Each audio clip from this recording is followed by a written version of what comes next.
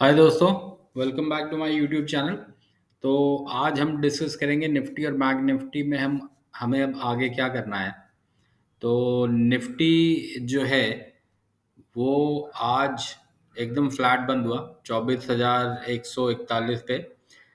Nifty open हुआ था 24,087 पे और उसने हाई लगाया 336 का, 24,336। और उसके बाद फिर फ्लैट क्लोज हुआ 24,141 पे। और वहीं पर अगर हम बैंक निफ्टी की बात करें तो बैंक निफ्टी जो है वो आज जो ओपन हुआ था वो 51,500 पे हुआ था। और हाई लगाया निफ्टी बैंक ने 52,177 का। और जो क्लोज हुआ है वो 51,876 पे क्लोज हुआ। और वहीं पर अगर हम विक्स की बात करें तो विक्स जो है वो 1.5% हल्का हुआ और 14.27 पे विक्स क्लोज हुआ है।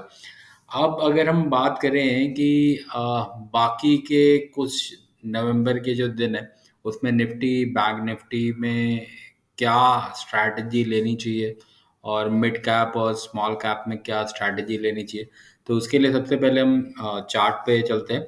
तो मैंने यहाँ पर चार्ट आप लोगों के लिए खोला ही हुआ है। तो अगर हम इसको थोड़ा सा एक्सपैंड कर लेते हैं तो यहाँ पर अगर आप देखें तो निफ्टी ने जो हाई बनाया था वो 26,295 का था। तो इसको हम एक बार मार्क कर लेते हैं। तो ये निफ्टी का हाई है 26,295। और इसके बाद निफ्टी ने जो है वो लो बनाया और उसके बाद पुल बैक दिया। ये लो बनाया था पहला जो कि 24,600 पे था। और इसके बाद फिर निफ्टी अभी 24,000, 23,800 और 24,500 के बीच में स्ट्रगल कर रहा है। तो अगर हम इसको सबसे पहले फिबोनाची पे एक बार चेक करें कि किस तरीके से इसका मूव या क्या लेवल्स बनने चाहिए, तो हम इसको 26,290 से इसने जो नीचे की तरफ लो बनाया था जो कि 24,600 था, तो उस पे अगर हम देखते हैं तो निफ्टी का जो सपोर्ट नेक्स्ट बनता है वो 23,700 है। और ऊपर रेजिस्टेंस की अगर हम बात करें तो 24,700, तो 23,700 से 24,700 ये निफ्टी की रेंज है। और जब इसको किसी भी तरफ ब्रेकआउट करेगा निफ्टी तभी वो आगे का मोमेंटम जो है वो समझ में आएगा कि निफ्टी जाना कहाँ जा रहा है। लेकिन अगर हम ट्रेंड लाइन भी एक बार इस पे प्लॉट करके देखें तो अगर आप इसको देखें तो कोई भी क्लियर पिक्चर नहीं है। मतलब निफ्टी जो है वो अभी इस रेंज में है और जब तक ये रेंज का ब्रेकआउट नहीं होता तब तक कोई भी ट्रेड निफ्टी में साफ सुथरा बन नहीं रहा। तो अगर आप कोई भी ट्रेड अगर निफ्टी या बैंक निफ्टी में लेते हैं तो मेरा सजेशन तो ये है कि आप इंट्राडे रखें, वो ज़्यादा बेटर है। क्योंकि अगले दिन कोई भी मूव जो है ऊपर की तरफ खुलेगा फिर नीचे की तरफ बिकवाली आएगी, तो काफ़ी रैंडम मूव है निफ्टी पे। अब अगर हम इसी को बैंक निफ्टी में देखें कि बैंक निफ्टी में क्या चल रहा है, एक बार हम इसमें मूविंग एवरेज भी प्लॉट करके देख लेते हैं। तो मूविंग एवरेज हम देख लेते हैं। तो इसमें हम 20, 50 और 200 का मूविंग एवरेज करेंगे। 20, 50, 200 क्यों करेंगे, तो मूविंग एवरेज के ऊपर मैंने एक पूरा डिटेल में वीडियो बनाया और उसका लिंक मैंने शेयर भी किया हुआ है। एक बार दोबारा मैं शेयर कर दूंगा आप लोगों से। तो आप अगर उस वीडियो को देखेंगे तो आपको समझ में आएगा कि मूविंग एवरेज का इम्पोर्टेंस क्या है। तो मैं 20, 100 और 200 कर रहा हूँ क्योंकि 50 तो ऑलरेडी ब्रेक किया हुआ है निफ्टी ने। तो क्लियर जो है वो यहाँ पर अगर आप देखें तो 20 मूविंग एवरेज जो है वो 100 मूविंग एवरेज के नीचे आ चुका है। और जो प्राइस है वो 200 मूविंग एवरेज के ऊपर है। तो 200 मूविंग एवरेज कहाँ पर आ रहा है? 200 मूविंग एवरेज जो है वो 23,500 पे 200 मूविंग एवरेज है, और फिबोनाची के हिसाब से 23,700 जो है सपोर्ट लेवल है। तो अभी काफ़ी मिक्स एंड मैच है निफ्टी में, कोई भी क्लैरिटी नहीं है। तो जब तक ये क्लैरिटी नहीं आती है तब तक जो है वो इसी तरीके से बना रहेगा, और जब ब्रेकआउट या ब्रेक इन मिलेगा तब आगे का स्ट्रैटेजी डिसाइड होगा कि किस तरफ का ट्रेड लेना है। फिलहाल जो है वो इंट्राडे ट्रेड कर सकते हैं, और वो 23,500 की तरफ जाता है तो वहाँ पर आप उसको बेच सकते हैं, और नीचे की तरफ 24,500, सॉरी 24,500 की तरफ जाता है तो वहाँ पे बेच सकते हैं, और 23,800 900 के आसपास खरीद कर 100-200 पॉइंट के लिए ऊपर की ट्रेड ले सकते हैं। अब हम निफ्टी, बैंक निफ्टी की एक बार प्राइस लेवल देख लेते हैं। तो बैंक निफ्टी तो एक सीरियस कंसोलिडेशन में चल रहा है। तो अगर आप इसको देखें तो मैं इसको एक बार प्लॉट करता हूँ, तो आप इसको देख सकते हैं ये किस तरीके से ये पूरी जो है वो लेवल चल रहा है। तो ये इसी के अंदर बैंक निफ्टी जो है वो काफ़ी टाइम से स्ट्रगल कर रहा है। अगर ऊपर के लेवल अगर आप देखें तो 52,500, और नीचे 2-3 बार निफ्टी बैंक ने 5500 को भी टेस्ट किया है। तो 52,500 ऊपर की तरफ और नीचे 5500। तो जब तक ये नीचे या ऊपर के लेवल ब्रेक नहीं होते तब तक निफ्टी बैंक जो है वो इसी रेंज में रहेगा। एक बार फिबोनाची के लेवल्स भी देख लेते हैं। तो फिबोनाची के लेवल में 54,500 ऊपर की तरफ, और ये 5500। तो अगर आप इसको भी देखें निफ्टी बैंक में फिबोनाची के लेवल्स अगर आप देखें तो नीचे की तरफ 50,185 जो है वो सपोर्ट है, और ऊपर की तरफ जो लेवल बन रहा है वो 50,235 है।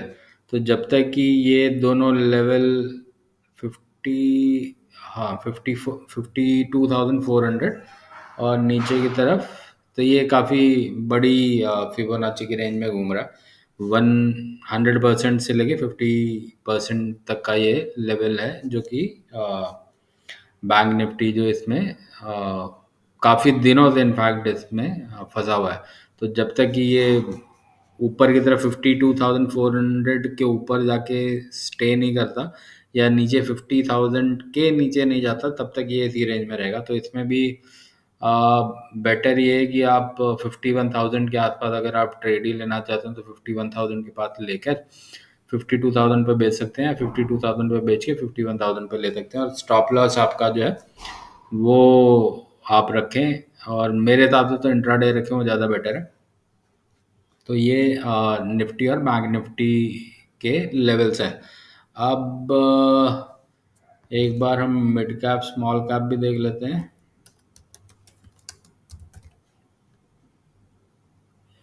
और ये सारी चीज़ें जो हैं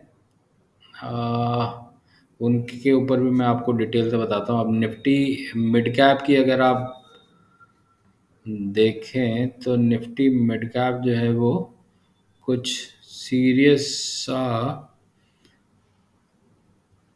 लेवल बन रहा है यहाँ पर।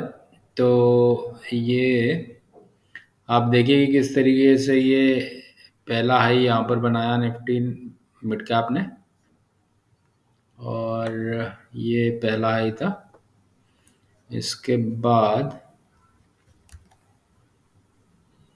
ये दूसरा हाई जो है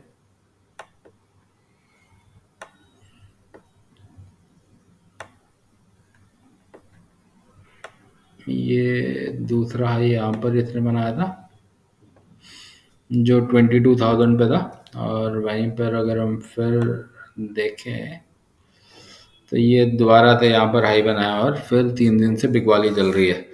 तो अब ये मिड कैप कहाँ पे जाएगा? तो मिड कैप जो दिख रहा है वो अब 20,000 के लेवल को ब्रेक करता हुआ दिख रहा है। आज का जो क्लोज है वो 21,000 के करीब है, निफ्टी मिड कैप 150 का। और मुझे लग रहा है कि ये अभी ये 20,000 ब्रेक करेगा। तो मेरा सजेशन आप सभी से ये है कि स्टॉक स्पेसिफिक रहें और बहुत ही, और अभी फिलहाल ना ही ट्रेड करें, अपनी पोजीशंस को कैश में कन्वर्ट कर लें, वो ज़्यादा बेटर है। क्योंकि मिड कैप में मुझे तो अभी आने वाले दिनों में बिकवाली दिख रही है। एक बार स्मॉल कैप में भी देख लेते हैं, क्या वहाँ पर भी वैसा ही है? तो स्मॉल कैप में भी हाँ बिल्कुल, देखिए आप 18,700 जो है ये टॉप बनाया है, इसके बाद से फिर नीचे ही चल रहा है। और ये मुझे लग रहा है कि अभी ये 17,700 पे आज क्लोज हुआ है। तो ये लग रहा है मुझे यहाँ से अभी 1-1,500 पॉइंट्स की और स्मॉल कैप में भी बिकवाली आएगी। तो मेरा सजेशन तो ये है कि आप देखिए कि किस तरीके से, अगर हम इसको मंथली पे एक बार कन्वर्ट करते हैं, तो आप देखिए कि किस तरीके से मिड कैप या स्मॉल कैप में तेजी आई थी। तो ये 2020 में 3,000 का लेवल था स्मॉल कैप का, जो कि आज 18,000 टच करके नीचे की तरफ आया। तो मतलब 6 टाइम्स हो गया 4 साल में। तो 6 टाइम्स हो गया 4 साल में, तो डेफिनेटली यहाँ पर ओवर वैल्यूएशन तो है ही। तो वैल्यूएशन अगर इतनी हाई है तो थोड़ा करेक्शन आ सकता है। तो अगर आप लोग अपने प्रॉफिट पे बैठे हुए हैं और क्वालिटी स्टॉक में है तो ठीक है। लेकिन अगर आप कहीं पे भी ऐसे स्टॉक में जिसकी क्वालिटी पे डाउट है, तो मेरा सजेशन तो ये है कि आप उसमें प्रॉफिट बुक कर लें और कैश पे आ जाएं, और आपको अच्छे लेवल नीचे मिलेंगे तब आप अच्छे लेवल पे क्वालिटी स्टॉक में एंटर हो। और उसके लिए आपके पास काफ़ी टाइम भी है रिसर्च करने के लिए। रिसर्च कीजिए और फिर स्टॉक में दोबारा एंटर कीजिए, क्योंकि मंथली वाइज भी आप देखिए तो ये पहला मंथ जो था वो रेड में क्लोज हुआ था, और अब ये सेकेंड मंथ है जो कि रेड में चल रहा है। तो अगर आप मंथली करेक्शन स्मॉल कैप में आता है तो काफ़ी पेन दिखेगा स्मॉल कैप में और मिड कैप में भी। तो निफ्टी मिड कैप भी मंथली में अगर हम देखें तो जो ये यहाँ पर थोड़ा कंसोलिडेशन पहले ही दिखना चालू हो गया था। फिर ये जो अक्टूबर मंथ है इसमें जो बिकवाली हुई, उसके बाद अभी ये नवंबर मंथ चल रहा है।